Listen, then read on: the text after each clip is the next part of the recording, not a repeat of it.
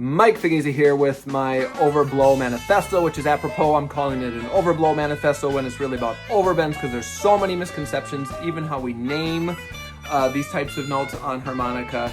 And I'm going to try to clear some of those up, and with the hopes of getting you to want to pursue overbending to some extent in your playing as well. I don't make a lot of long form content, so I'm going to ramble through this one with limited editing. I like to make short form content for the beginners so that they can find the more advanced, more popular YouTube teachers. I just like to get people going on the instrument. That being said, I've been playing over 20 years. I was a Hohner artist for a long time. I'm doing work with Lee Oskar. Right now I've done some work with Bushman and JDR, so I'll have some Lee Oskars and JDRs as part of this.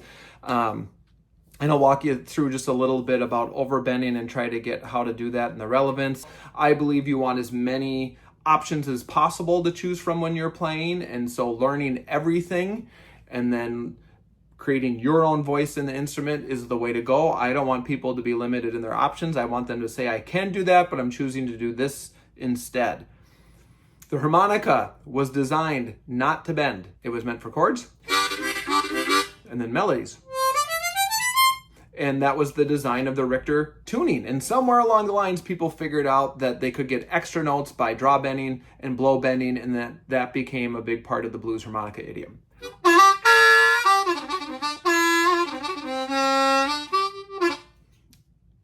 Nowadays, you hear some more chromatic playing out of diatonic players, and they're using these things called overbends, excuse me.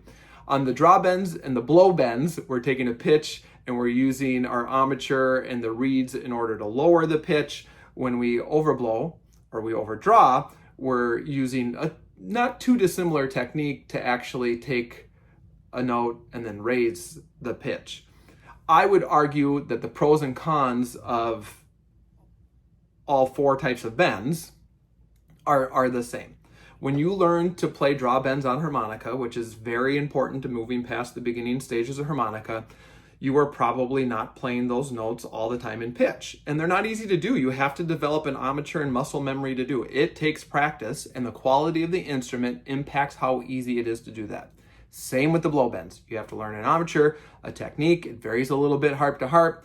You're going to slur those notes. And we're not always going to play those exactly in pitch. That's the argument people make about why not to overblow. I don't want to overblow and overdraw because those notes sound out, the intonation is wrong. Well, guess what? Blow notes sound different than draw notes. Draw bends sound different than draw notes. Blow bends sound different than blow notes. If I want to play an A on a C harmonica, it's easier to do on a melody maker than it is on a Richter tune harmonica. And while I can get to that pitch on both, the timbre is inherently different, and that is just how it is. That's how blow bends work, that's how draw bends work, it's how all the overbends work. If you want to bend to get to a note, it changes the timbre of the note even when it's in pitch. Most players, when they play blues, aren't really worried about pitch anyway. They're playing the 3 half-step bend, not quite to a half-step. They're playing the 2 draw bend flat, they're playing the 4 draw flat, they're playing the 6 draw flat, but then we're worried about the overbend sounding flat. If you play the 6 overblow, you can use your technique to hit that flat or hit it sharp. And you got to find the note in the middle, just like you do on a draw bend. The two biggest misconceptions are that overblows and overdraws always sound flat. That's not true. That's your technique, just like on the draw bends and blow bends, that makes it flat or gets it into pitch or makes it sharp. You can do that on any of those bends. And then the second being that even if they are in pitch, they just sound too far out. Well, the draw bends and the blow bends sound out too. I just think historically we're so used to accepting the draw and blow bends that we say that that's cool, and that we should do the same thing for overblows. And the average music goer, somebody listening to you play, especially if they're not a blues harmonica player, isn't going to be able to tell the difference anyway. The only difference of any significance is that most harmonicas will draw bend and blow bend out of the box. Not all harmonicas will overblow or overdraw out of the box. That's very true. This is very unique in that you can generally do the overbends just right out of the box without any tweaking, even if your technique's not perfect, and that taking a harmonica and doing some level of custom work to it makes it easier to hit those notes more consistently. And I have played from all the major manufacturers, and that's a problem with all of them. You have to do a little tweaking if you really want to be a proficient overbend player. That's getting easier and easier. There's tons of resources to teach you how to do that. There's tons of people who will pay a fair rate to set up a harmonica for that, and now you can get some harps out of the box that will do that very well. The biggest issue, and I can make most harps do this, so again, this harp's set up to overblow, but I can make it squeal, right? And people don't like that. There's ways of tweaking a harmonica so it doesn't do that. You can tighten the reed profiles, and that oftentimes helps. You can use wax. So what I like to do is put a little dab of beeswax into the corner of the rivet pads and then solder it in after I've set up a harmonica. Or like with the JDR harps, you can use tape. So it's harder to get that squeal. Now I can play this harmonica without making a squeal, right? But if I adjust my technique, I can make it struggle as well. If you haven't hit an overblow before, how hard is that to do on a regular harmonica? Again, that's not the issue. It's more the squeal that you run into. Most harmonicas are profiled in a way that you can generally hit the overbend if you know what you're doing out of the box. It just becomes, how much air you're losing through that. Does it sound airy and the tolerances need to be tightened, or does it squeal and it needs to be dampened? So let's just take a harmonica.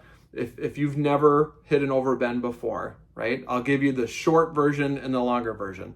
If you're a pretty competent player, you can just go to 6 draw, bend it down, and then without changing your embouchure, go from an inhale to an exhale. So go to the blow note. And that 6 overblow will pop. So it's really very similar in technique to the 6 draw bend. And as you're just starting out, the easiest way to get that overblow to pop is to play a different note before it on 6. So whether you go 6 blow, or 6 draw, or the bend. Sorry, I hit a 5 draw there by accident. If you go blow, draw, overblow, and it's like the reeds are already moving, so they pop easier. It's easier to do that than it is to just go. But once you get the technique down, it works all right. If that's still not working for you, you can take the covers off and you can cover. I don't know if this will work on this harmonica. It was just one I had sitting around with no covers on.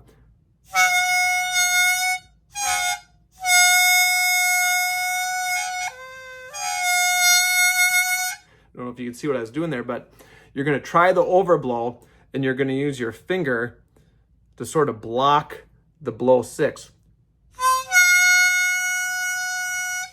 It doesn't work if you just blow. You still need to adjust your embouchure. I'll tell you what that means in a sec. So if I get the 6 blow to stop, and then I go to that 6 draw bend embouchure,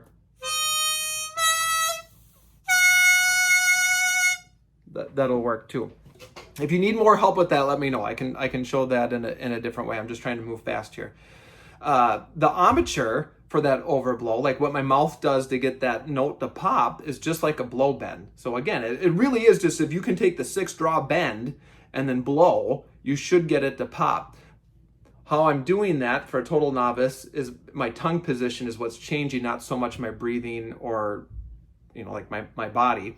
And what I'm doing there is I'm moving my tongue. My tongue was flat. Here's the back going down my throat, right? Here's the tip of my tongue. I'm going from here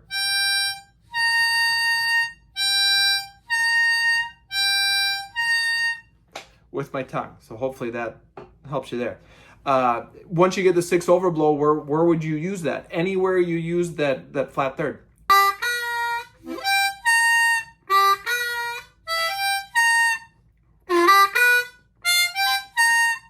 right? So any riff that you're using with the 3 half-step bend, you can learn that in the middle octave with the 6 overblow.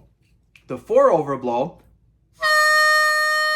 happens a little deeper back, and the 5 overblow, I gotta make sure I'm in the right spot. It is way harder to hit the right note on camera than it is when you're just playing. Is really close to the 6 overblow. So the 4 comes a little deeper in the mouth.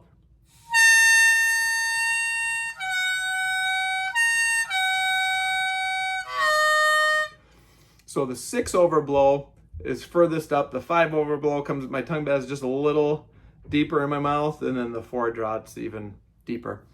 The overdraws are harder to set up. The 6 overblow is really the most practical to use and the easiest to set up. Then it goes 5, then it goes 4. The overdraws with like the 7 is the same note as the 4 half-step bend. And that one, the overdraws to me are more like sucking on a thick milkshake. And my mouth position is here, but I got more, I don't, like I'm not playing harder, but there's more suction and pressure when I play it. And so an easy riff for that, one that if you can get that to pop before it squeals even, is to just go from the 7 overdraw to 8 draw, because that's the same as going. There's a video of me sitting with Blues Traveler, and I do that.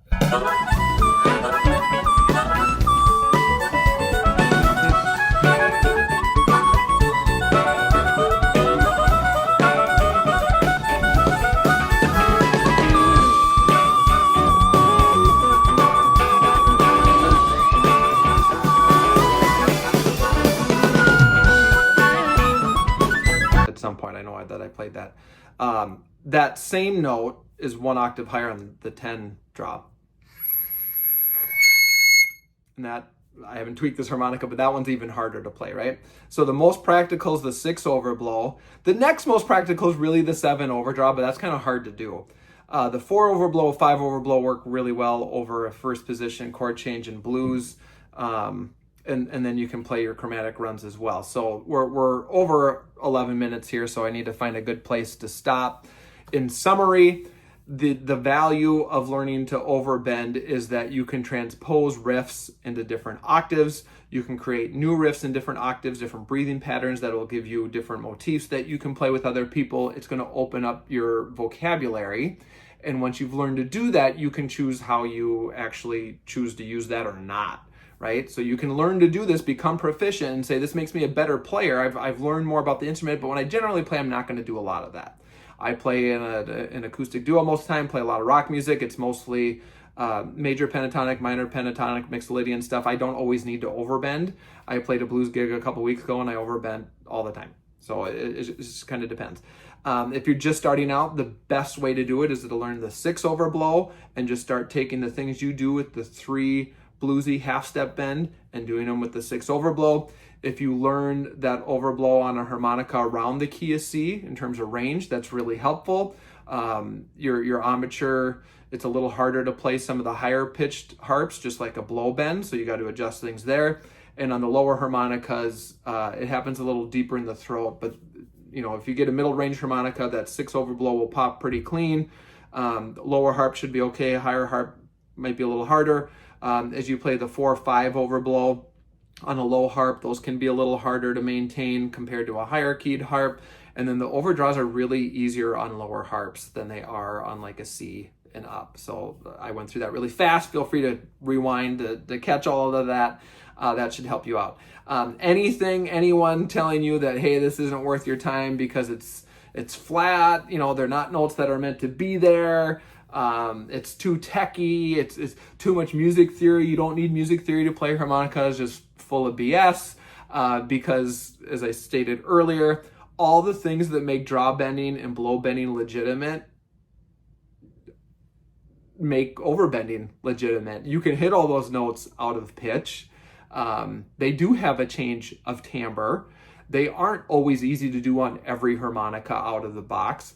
It's the same sort of thing. So I'm just going to implore you to learn enough about this that even if you never do it on stage, it helps you advance as a player because you get better technique, a little bit better understanding of note choice and what you can play, how things later up on the harmonica, and that will make you a better improviser, and then to just wrap, right, with the rant part of this, the cautionary tale is just because you can play something with a bend doesn't mean you should.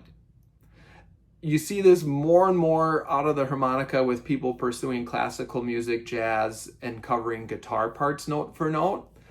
And sometimes it just doesn't sound right, and switching to an alternate tuning or a different position might work a little better. So I'm not going to say that overbending and draw bending and blow bending is always the right choice. I think it's typically the right choice. I do think there's music where it's better to do something else. Play a chromatic, play an alternate tuning, change the position, transpose to a different key where it's easier to hit the bend and pitch, what have you. I'm very sensitive to those changes in timbres. When I listen to people play, I hear intervals, and then after that I hear whether it's a bend or not. That's just how I tend to process things. There's some contexts where that isn't as pleasing to my ears, and so other people can do that. They can choose to do that. That's legitimate. I'm not going to tell them not to. I'm not going to say it's not good. It's just not how I would choose to play it.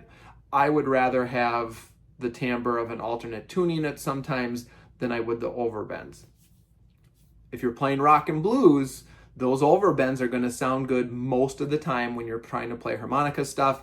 If you're trying to play a guitar part, sometimes it doesn't sound as good, and an alternate tuning might be better. But like when it comes to jazz and classical, should you learn to play songs like that with bends? Absolutely. It'll make you a better player, it'll give you a better ear, better timbre, better breath control. There's many reasons why you should do that.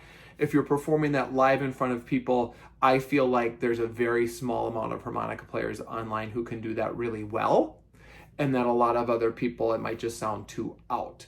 That doesn't mean you shouldn't do it. I'm a huge risk taker. If I carefully curate what I put online, if I play 35 songs this weekend and 30 of them have harmonica, there might be 15 where I felt really good about what I played and like 5 where I just crashed and burned. It happens. So I'm not going to dump on anyone. I'm not telling anyone's wrong, bad, whatever. Not trolling anyone. I'm just trying to not be hypocritical about what I said earlier, and that you want as many options as possible, and then you want to choose your options and go. I tend to choose options other than overbending at times when other people might choose to overbend. Your mileage may vary with that. If you need a harmonica out of the box that's going to overbend pretty well, because it's always helpful to know, is it me or the instrument? The JDR harps are pretty slick. Like, they do work really well for that. You can get custom harmonicas that will 100% work well for that. And really out of the box now, more and more, if you're buying a harmonica more than $20, $25, it's going to be able to overbend. I hope this is worth your time. Total unedited 18-ish minute ramble about overbending. There's got to be some gold in there for somebody. Otherwise, hit me up in the comments and I can go a little deeper into any of those topics and hopefully be a little more articulate. Hope it helps.